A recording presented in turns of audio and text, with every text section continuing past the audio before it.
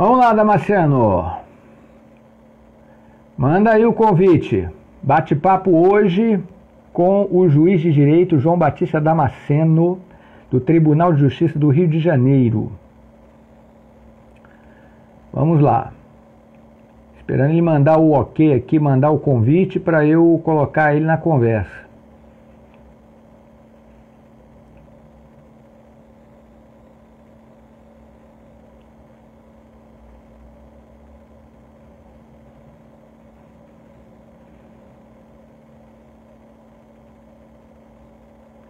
Estou só esperando o Damasceno entrar aqui. O Damasceno, você entra e manda aqui o convite, que eu mandei aqui, não entrou. Então manda você o convite para mim aí.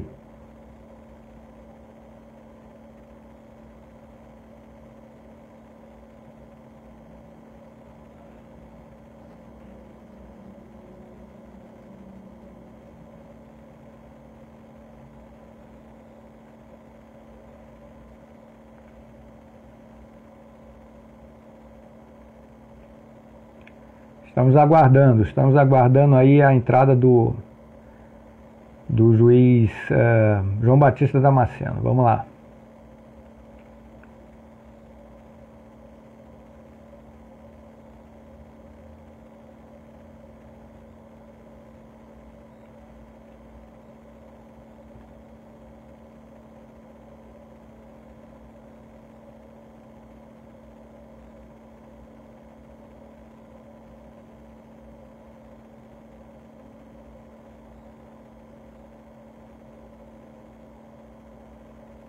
Tá, tô só esperando o Damasceno entrar.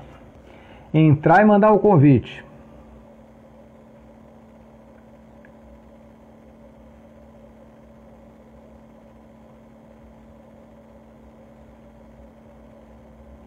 Já temos aqui 29 pessoas na live. Estamos aguardando aí a entrada do Damasceno.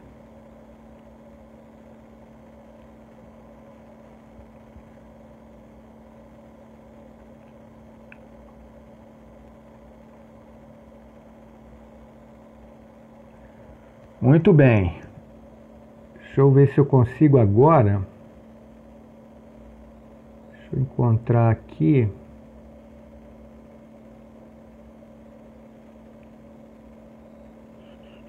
Aqui, garoto, tá aqui. Ah, agora vai. Agora vai.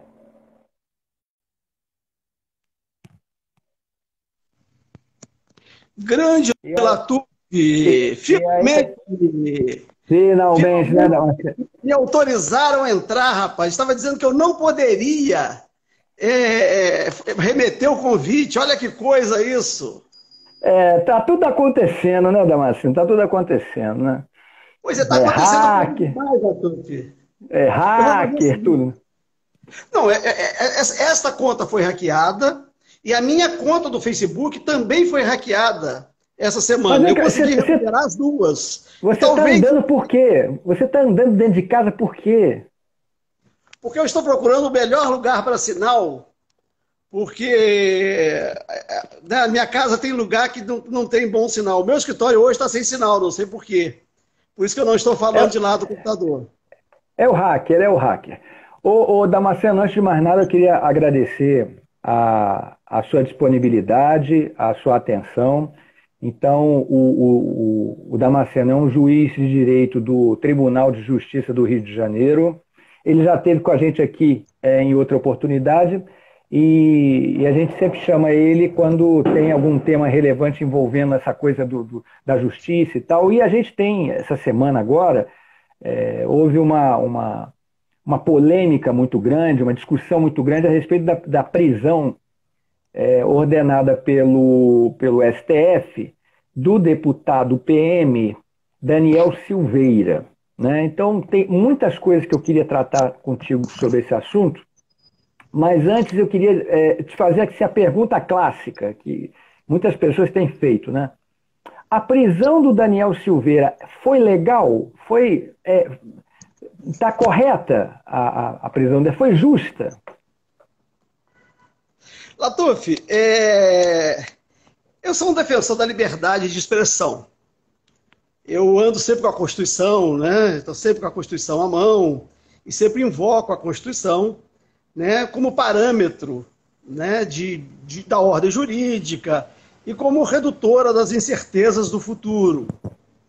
Eu vou te responder com um constitucionalista europeu, Karl Lowenstein, que ele dizia que a Constituição é o que fazem dela na prática. Né?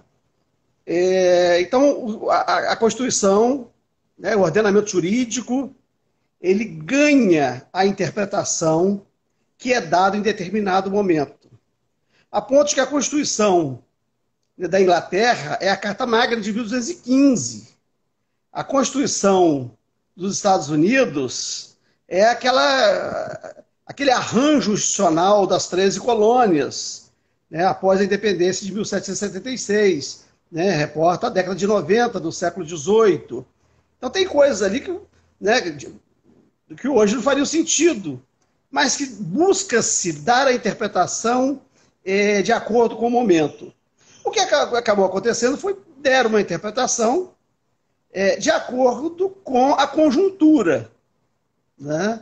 Então é muito difícil, e eu não quero entrar numa crítica aqui a inquéritos presididos por juízes, não quero entrar aqui na discussão sobre a questão de crime permanente ou permanência delitiva, né, ou crime de execução imediata, de consumação imediata, né, com efeito permanente, né, mas esses conceitos são distintos. Né? O que aconteceu foi o seguinte, foi uma resposta ao ponto mais fraco destes que estavam assacando contra a democracia. Né? Já que se fala tanto de gado por aí, existe uma coisa comum, né, no gado confinado, e o gado fujão, o boi fujão, que ele vai encostando nos troncos, vai encostando, né, nos mourões. Quando ele encontra um mourão podre, ele joga o corpo, derruba o mourão e atravessa a cerca. Né? Então, o que se tem feito no presente momento né, o parcela do gado fica testando onde é que está, né, o mourão podre, para ele poder derrubar o mourão, derrubar a cerca, né, e ganhar outros pastos. Né? Então, o que aconteceu foi isso. Né? Foi uma resposta a né, desses elementos, né, a desses indivíduos, né, ou a uma faceta, né, deste grupo, né, que fica testando onde é que a democracia está mais frágil para ela poder romper, né, e ganhar outros pastos. Então a resposta foi esta. Né? Então o Supremo instaurou um inquérito, tem um inquérito presidido por um ministro do Supremo, um inquérito policial presidido por um ministro, o presidente do Superior Tribunal de Justiça já instaurou um inquérito também para apurar, né, o pessoal lá do Principado de Curitiba, porque não é uma república isto. Né? Aquilo é um principado, um feudo, né? Você pode chamar do que você quiser, não pode chamar de república, porque aquilo não é republicano. Então o presidente do STJ também já instaurou um inquérito sobre a presidência dele próprio para investigar essa turma. Eu estou esperando agora para saber se algum juiz lá do interior de Minas, de onde eu sou, também vai instaurar um inquérito para apurar alguma coisa que tenha sido direcionada a ele. Né? Se virar moda o juiz presidir inquérito, né, nós teremos uma outra conformação legal, uma outra conformação constitucional, teremos um outro direito. Né? Então, eu não vou entrar na crítica disso, não. Hoje eu até mandei para um amigo, né, que estava criticando isso, eu falei, olha, tem coisas que a gente sabe que a gente não deveria fazer, mas que às vezes a gente faz. Né? Eu acho muito difícil o momento que a gente está vivendo. Na outra live nós chegamos a conversar sobre isso. Né? Eu te falei que estavam sacando contra o Supremo Tribunal Federal. E você falou, mas o que o Supremo vai fazer se mandarem lá 2 cabos, 1 cabo e 2 soldados? Eu disse, o Supremo saberá dar a resposta. E não é o Supremo. Né? Porque todos nós somos atores no teatro. Né? Neste teatro da vida, neste teatro da política, todos somos atores. Cada um de nós tem o seu momentozinho de protagonismo, tem o seu momentozinho de fala. Mas tem o dono do teatro. Né? Tem o dono da bilheteria. Né? E aí o ator não pode subir no palco e fazer o que ele quer. Né? Cada um de nós tem um papel a desempenhar. Nós podemos até escolher o papel, e nós escolhemos os nossos papéis. Mas uma vez escolhido o papel, a gente não pode subvertê-lo enquanto a peça está sendo apresentada, né? Então, o dono do teatro, o dono da bilheteria, né, as pessoas que cuidam do teatro, não querem, né, que um bufão estrague a peça. Então, neste sentido, o assaque ao Supremo, ele não iria continuar. Eu te falei isso. Eu falei assim, mas quem vai cumprir? Eu falei assim, haverá quem cumpra. Porque, né, os donos do teatro não querem, né, essa horda, né, fazendo o que quer. Porque seria inimaginável um país, né, governado por estes grupos de ex-PMs, de PMs, de milícias, de guardas municipais, né, de seguranças privados, né? Isso seria contraproducente, né? Então nós temos aí o diretor da ordem, né, dessa peça chamada Ordem Social, né? Ele quer uma peça bem encenada e, portanto, o coadjuvante, né, que desafinar, né, ele será expulso do palco, né? O que nós tivemos então foi isso, né? A ordem, né, há alguma coisa pela ordem, né, e que este coadjuvante, né, ele não poderia ter desafinado. Agora, os protagonistas continuam, né, fazendo, né, colocando os seus cacos e fazendo as suas improvisações, e são tolerados porque são protagonistas. Agora, o Damasceno, você viu que, diante da ordem de prisão expedita pelo STF, né, para a Polícia Federal, e ele foi detido efetivamente, houve aquela questão da votação no Congresso, e o Congresso, na maioria, votou a favor da manutenção da prisão. Você acredita que isso é uma sinalização do Centrão? Você acha que isso é um voto do Centrão? É uma demonstração de força do Centrão? Latuf, o Brasil, né, é o Centrão, né? O Brasil é um conjunto de centrinhos, né? Uhum. Cada figura destas, né, é potestade, né, na sua região, na sua cidade, né? Então o Brasil é o Centrão. O Brasil não é essa coisa civilizada, né, né, da literatura política, da ciência política, do direito constitucional, né, dos artistas. O Brasil não é a crítica, né, do Carlos Latuf, né, a reflexão, a intelectualidade, né? O Brasil foi constituído por famílias, né, em alguns lugares por igreja, mas basicamente o fidalgo, né? O fidalgo não, o senhor de engenho, né, a quem os fidalgos invejavam. Então o Brasil ele é formado a partir de potestades locais, senhores de engenhos, depois senhores do café, na Bahia os senhores do cacau, né, no Nordeste os senhores da cana, né, no Sul, né, as estâncias, né, no Paraná os madeireiros que protagonizaram o massacre do contestado, né, na Amazônia, né, os senhores da borracha, né? Então, o Brasil é formado de potentados locais. Enfraqueceram, passaram a depender do Estado para poder manter as suas fortunas, as suas propriedades, as suas especulações, as suas vilagens de terra, mas tem uma aliança aí, né, do poder local com o poder central, né? Mas o Brasil é centrão, né? A maioria, né, a formação do Brasil a formação social do Brasil é dessas micropotestades locais. Mas então, eu estou te fazendo essa questão, desculpe te interromper, eu estou te colocando essa questão pelo seguinte, porque no momento em que o Bolsonaro fez essa aliança com o Centrão, se disse na ocasião que ele teria perdido, ele teria capitulado para o Centrão. Então, assim, quando você tem um sujeito que é aliado de primeira hora dele sendo jogado na fogueira pelo Congresso, me parece que é uma sinalização do Centrão. Ou não? Mas é óbvio, essa turma foi jogada, esses aliados de primeira hora, eles perderam, já perderam o bonde, eles foram jogar. Eles são. Tem na literatura judaico-cristã, tem uma figura que é Jonas, que ele é jogado no mar, né? Ele cria problema, né? O barco estava. Tem uma tempestade, se você conhece isso, na Da literatura baleia. judaico-cristã. Da baleia. Exatamente. Exatamente. Ele entra num barco para fugir. Né? Deus mandou ele lá destruir uma cidade. Ele não foi lá destruir, entrou num barco, foi para outra.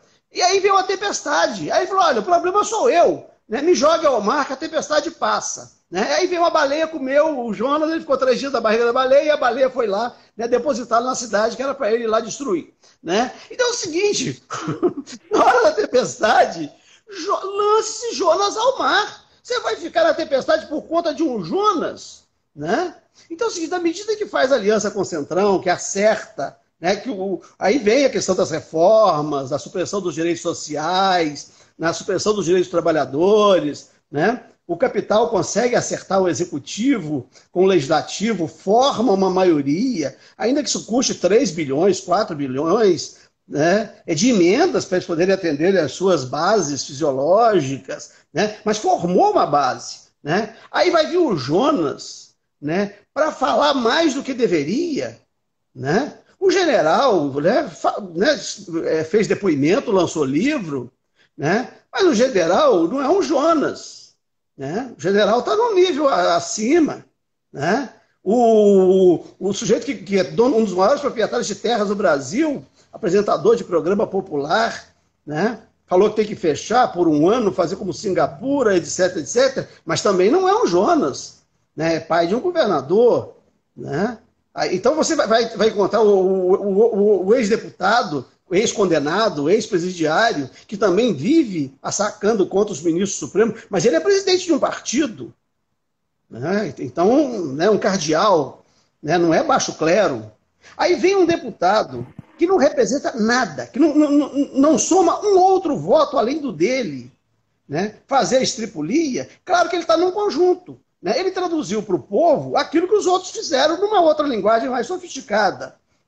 Né? Mas é preciso dar uma resposta. E para quem vai a resposta? Para o Jonas. Joga o Jonas no mar. Né? E não tem problema nenhum. O suplente dele ficará muito agradecido quando ele for caçado, tá? E vai ficar tão agradecido que vai acompanhar o rebanho.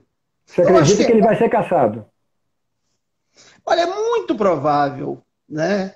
É muito provável que ele seja caçado. A situação dele não é confortável.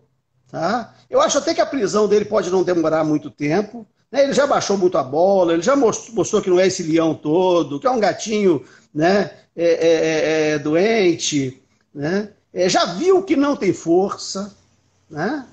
Então, assim, talvez ele compre um pedaço aí, fique preso um tempo, aí consiga um relaxamento não, uma liberdade condicional, sem acesso à internet, sem exercício de mandato, né, com tornozeleira, uma prisão domiciliar, para ficar quietinho, né, para ir para o cantinho do pensamento, como se fazia antigamente com as crianças do jardim de infância. Né? Vai para o cantinho do pensamento, convoca o suplente vai desempenhar o papel adequadamente. Acho que não tem salvação para uma figura dessa. Né? E ninguém estará disposto a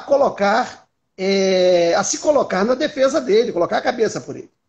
E quando você leva uma figura dessa a julgamento, não é para outra coisa, senão para condenar. É o discurso que o Robespierre faz quando o rei Luís XVI vai ser julgado.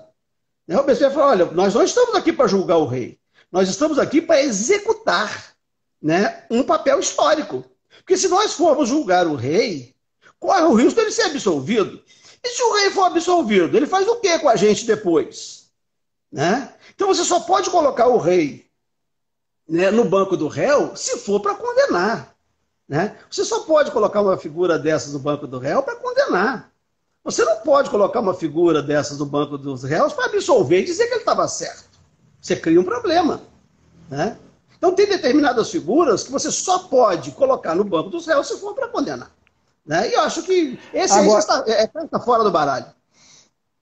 Mas você falou sobre né, que ninguém defendeu, mas o clube militar soltou uma nota afrontando, mais uma vez, né, o STF, questionando os parâmetros, inclusive morais, do STF em relação a outros casos, o porquê de ter detido o Daniel Silveira, né? Como é que você vê isso? Mais uma vez, os militares se manifestam em defesa desses setores da política reles, né?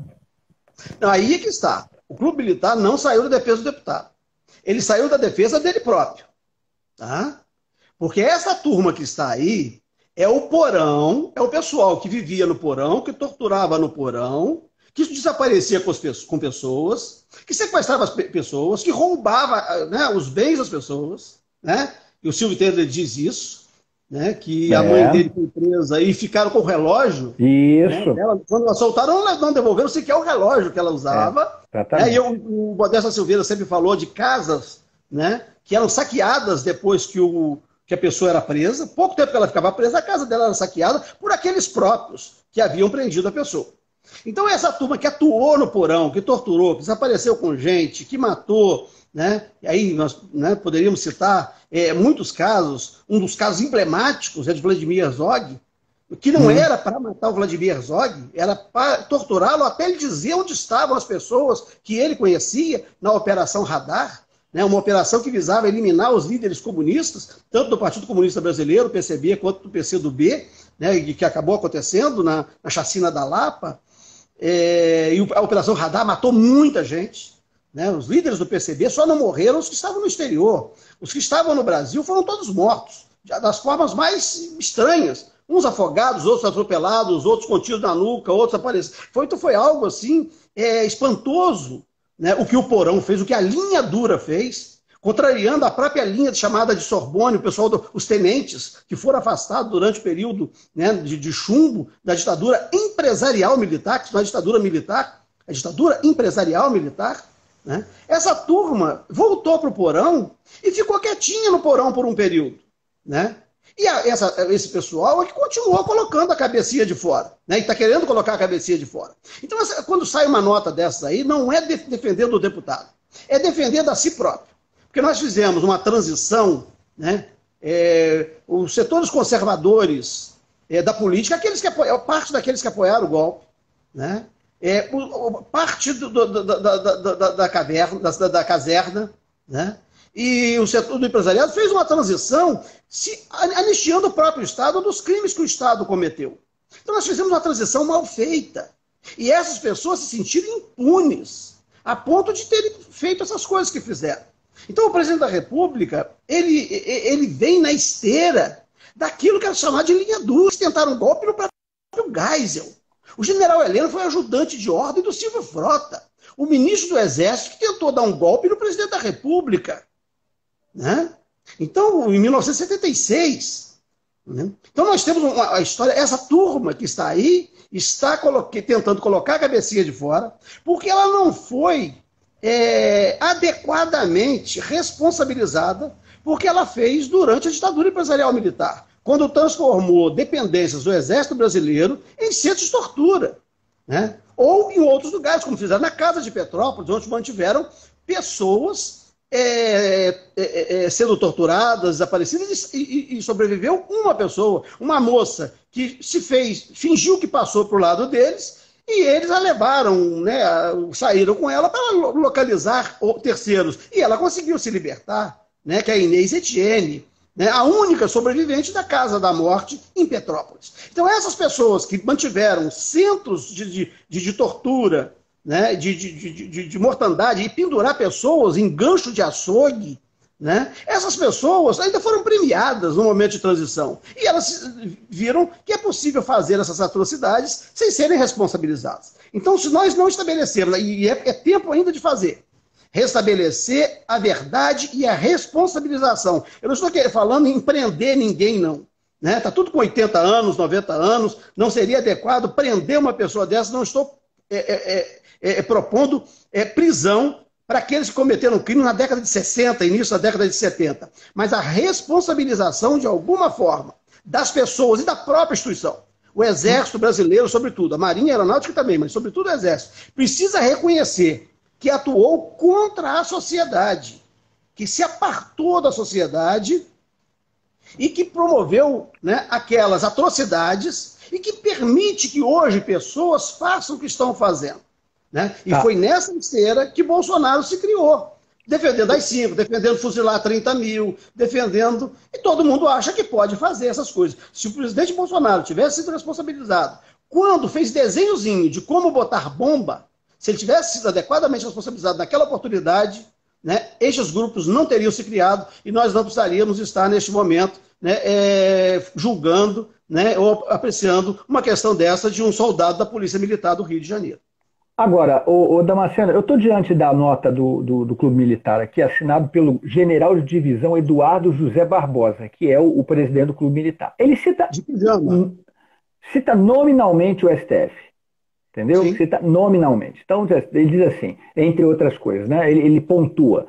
Sem entrar no mérito das palavras dirigidas aos integrantes do STF, pelo deputado Daniel Silveira, colocamos aqui algumas reflexões. Por que outros pronunciamentos semelhantes, porém ditos por políticos e jornalistas de centro-esquerda, não são tratados como crime? Por que ameaças abertas contra a vida do presidente da República não são também tratadas como crime inafiançável? Por que a liberdade de expressão só se aplica a esses mesmos indivíduos de centro-esquerda?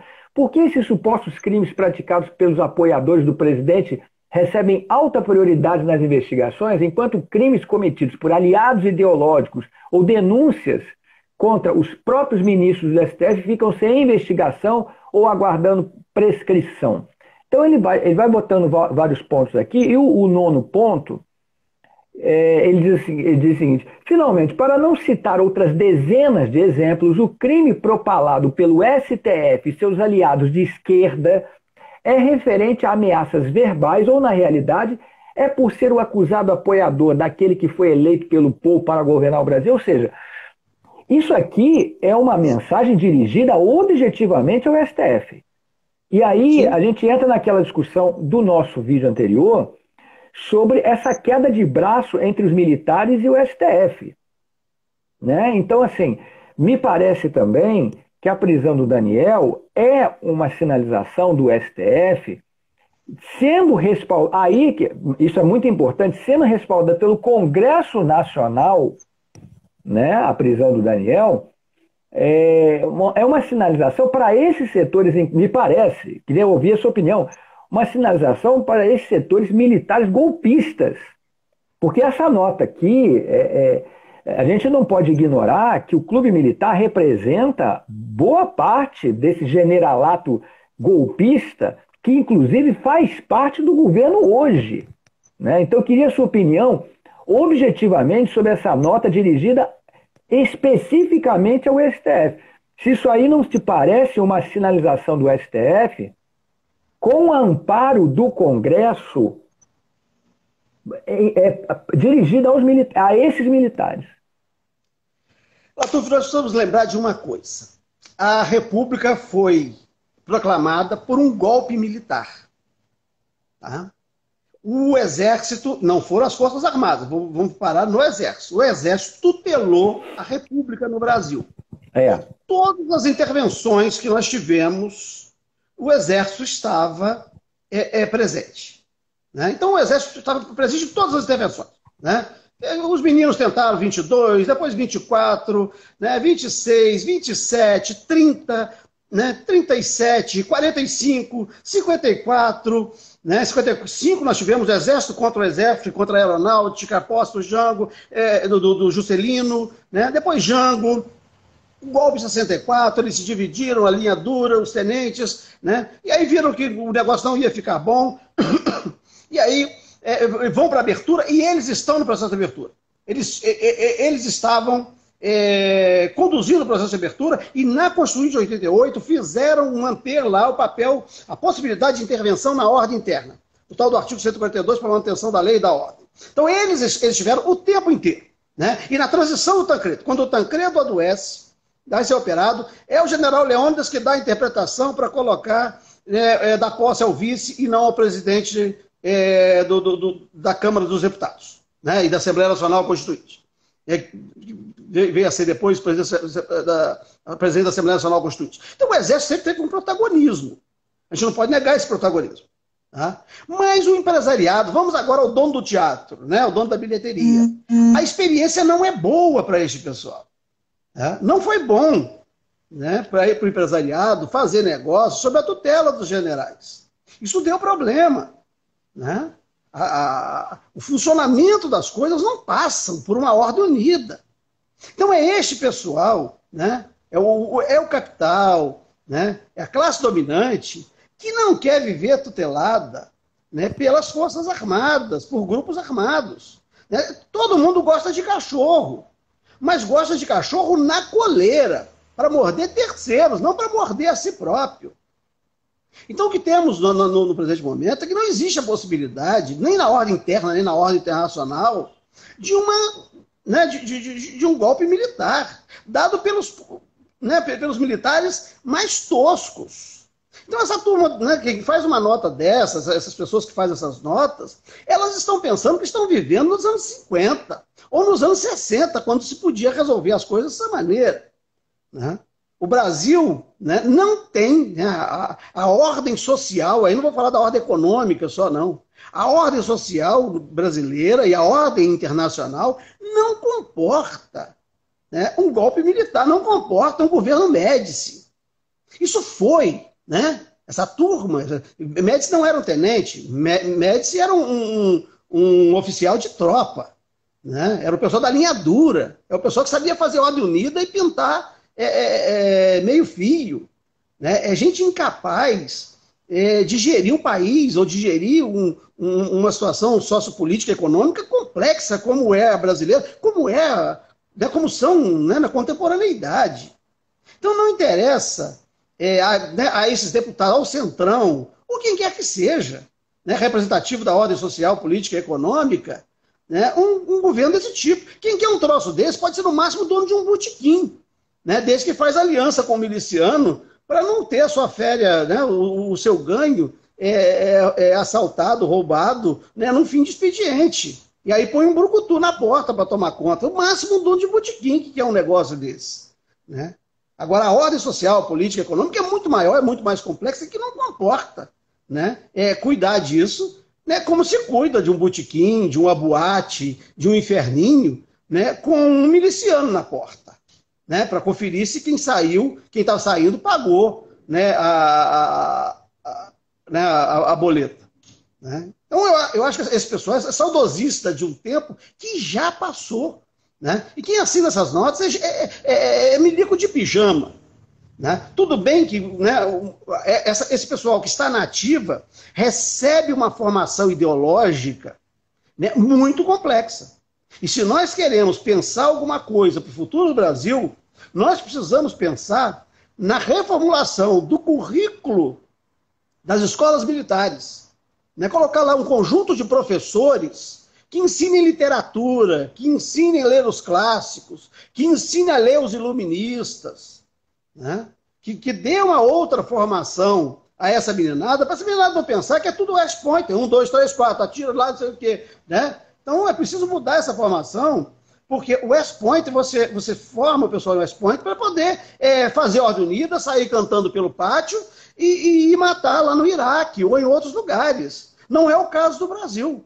Né? Então nós temos que repensar a formação, né, das escolas militares, dos colégios militares, das escolas secundaristas militares, né, das escolas superiores militares, e introduzir nos currículos alguma coisa que seja diferente. Né, de pintar meio fio, fazer ordem unida e atirar na cabecinha. Agora, uma coisa me chamou a atenção, Damasceno, voltando à questão do Daniel Silveira, você publicou um vídeo em que ele dizia que no gabinete dele não entrava negro, que ele não chamava negro, fazia questão de que fosse caucasiano, usou essa expressão caucasiano, né? Não sei nem se existe isso no Brasil, caucasiano, né? Reporta muito a América do Norte, a Europa, caucasiano, né? Então, assim, esse vídeo, ele não está incorrendo em crime de racismo nesse vídeo, não? Pois é, eu coloquei até uma observação desse vídeo, e a observação acabou não sendo lida, não sei porquê. O vídeo também é impactante. E eu acabei apagando o vídeo, porque ele só faz sentido se ele viesse acompanhado do texto. Né? se a pessoa tivesse acesso ao texto. Aquilo ali é um recorte, né? Aquilo ali é apenas parte de uma fala dele. Ele faz uma crítica àquele concurso, àquela seleção que o Magazine Luiza fez para recrutar pessoas negras, numa política de reparação, né, que o Magazine Luiza fez. E ele pegou e se insurgiu contra aquele processo seletivo, né, de afrodescendentes, e pegou e falou daquela forma. Não, porque se eu só contratar, ele dissesse, eu vou fazer no meu gabinete, fazendo uma paródia. Né? Ele deveria ali, esse é o perigo de falar na primeira pessoa, né, o que não é real, né? Se ele tivesse de, olha, se eu, no meu gabinete, apenas abrisse seleção para pessoas brancas, só para caucasianos, eu estaria incorrendo, eu poderia ser acusado de estar incorrendo em racismo. No entanto, né, o Magazine Luiza fez, né, está fazendo um processo seletivo para selecionar pessoas afrodescendentes. Né? Então, aquilo ali é apenas um recorte. Eu até apaguei, porque é uma injustiça, né, publicar aquilo daquela forma e descontextualizar. E as pessoas não estavam lendo o que eu havia escrito. Né? E aí eu vi e disse, olha, eu estou acabando propagando um preconceito. Claro que ele foi preconceituoso, sim. Né? Porque quando a gente fala, quando abre o processo seletivo, né, todos podem concorrer. Né? Mas aqueles que estão melhor preparados... os que tiveram melhor formação, claro que vão ter maior chance. Então você cria, né, um princípio de equidade, não de igualdade, mas de equidade, a fim de compensar aqueles que tiveram uma maior dificuldade. E a crítica que ele faz é simplesmente racial. Eu acho que não é essa a questão que deve ser colocada, da forma como ele colocou. Claro que ele fez um discurso racial, mas o vídeo ali, ele não refletia a fala integral dele. Tá? Agora, em outros momentos, ele decidiu sim, né, em crime de racismo e poderia ser responsabilizado. Naquele vídeo, não. Né, porque se pegar a fala toda, né, sem a edição, ele está apenas exemplificando. Ah, entendi. E, Damasceno, o que você acha que vai acontecer daqui para frente? A partir dessa que eu entendo ser uma sinalização, né? O que você acha que serão os próximos capítulos? Levando isso em consideração também, que não é a primeira vez que uma figura bolsonarista que pede a intervenção militar no STF é preso. Foi o caso da chamada Sarah Winter. Ela também foi presa por fazer discursos contra o STF. E aí eu entro numa discussão que é o seguinte, eu acho que assim, eu, por exemplo, nunca fui fã do judiciário, né? Quem acompanha meu trabalho sabe disso.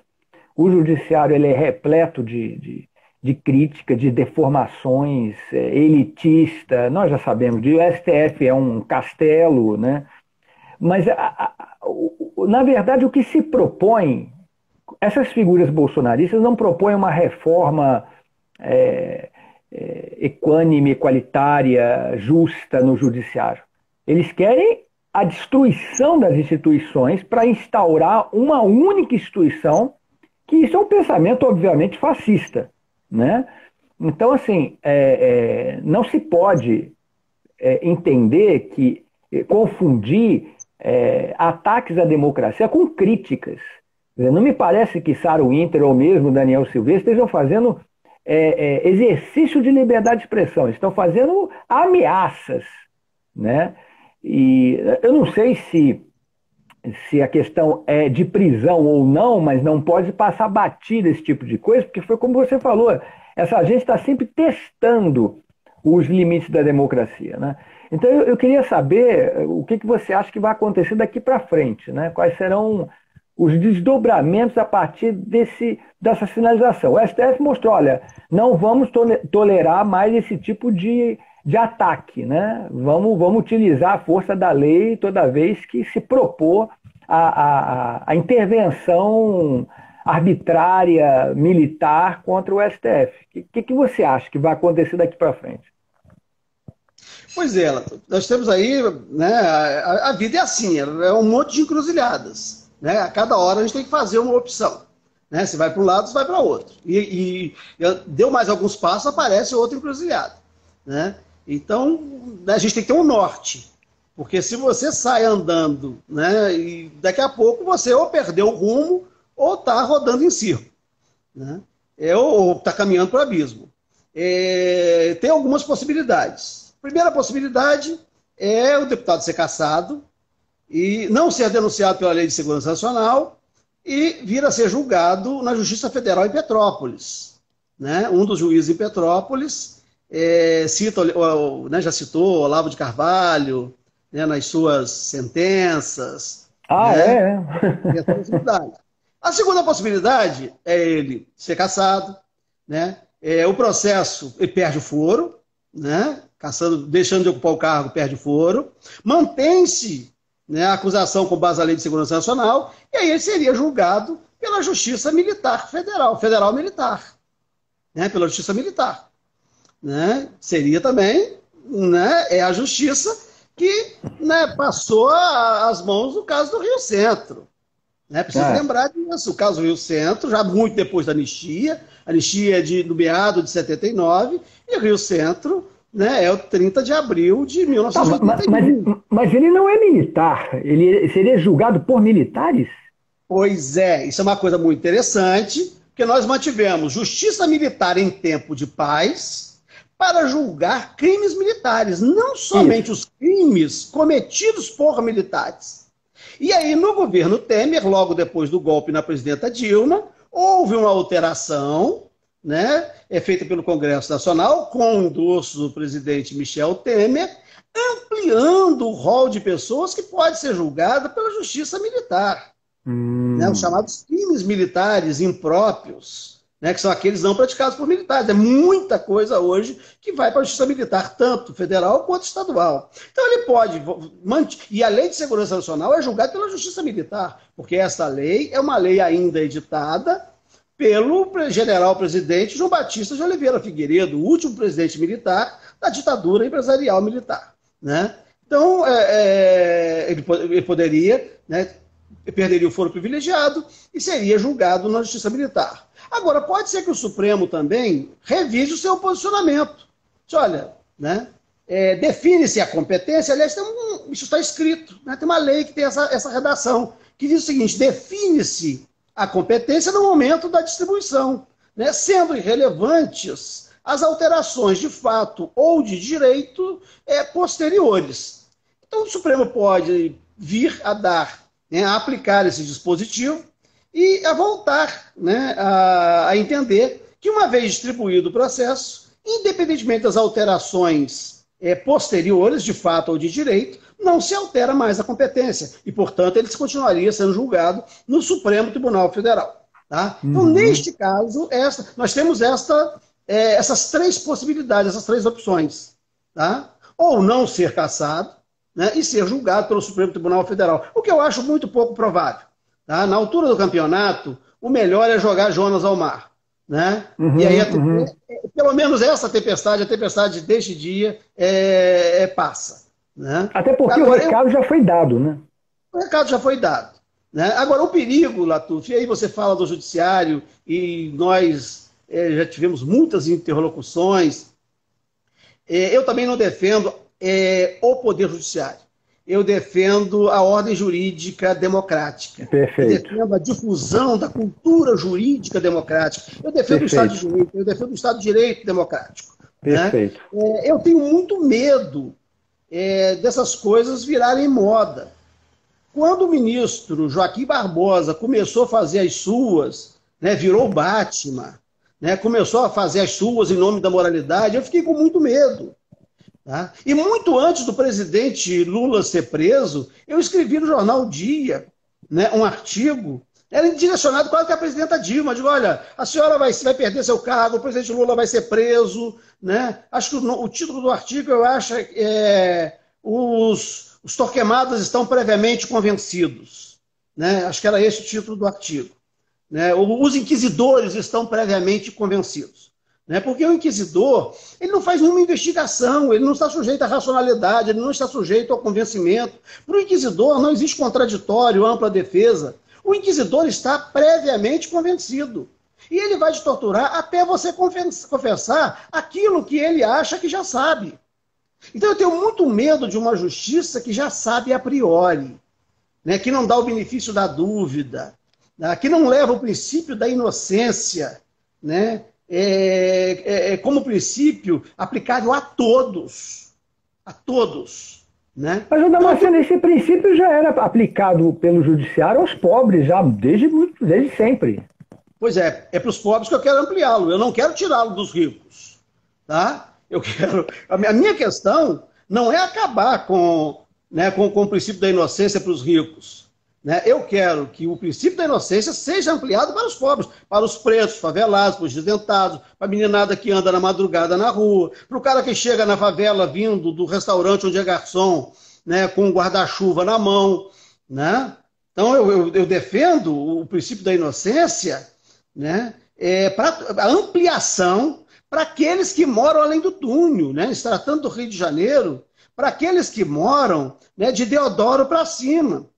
Porque o que nós tivemos com a abertura política, com a redemocratização, foi o restabelecimento do Estado Democrático de Direito, alguma coisa dele, nessa faixa de areia, né, que fica aqui na zona sul do Rio de Janeiro.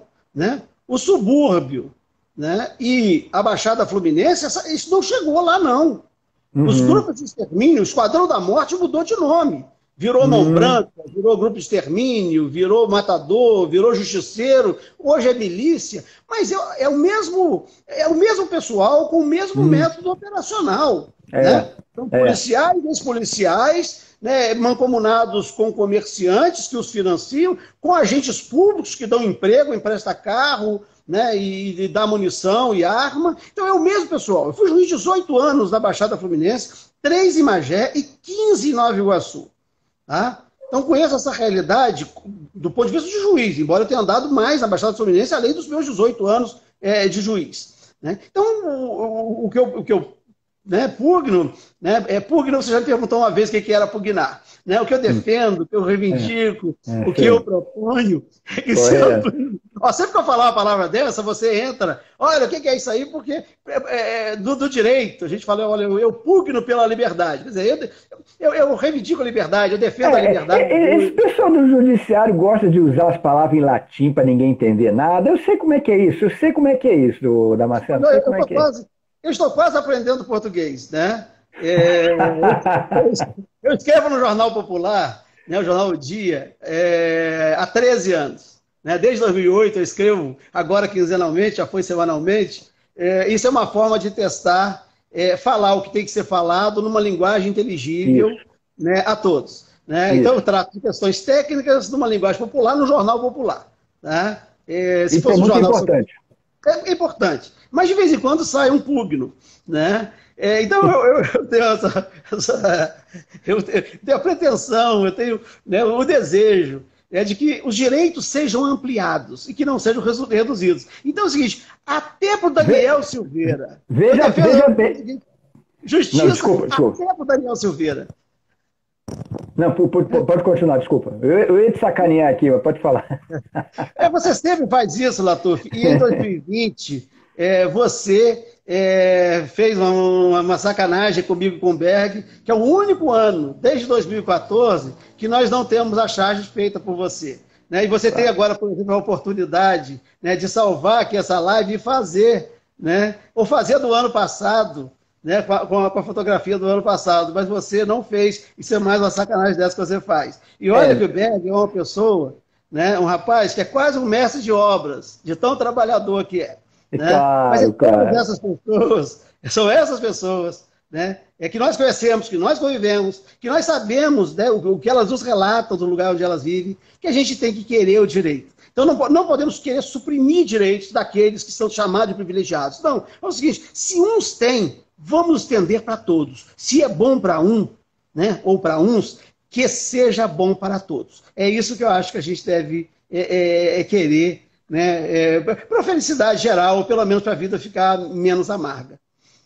Ô Damasceno, está chegando no final aqui da nossa conversa. Eu queria agradecer mais uma vez a sua disponibilidade, as suas colocações. É sempre bom ouvir, né, uma pessoa que vem de dentro do judiciário, né? Então isso é muito importante.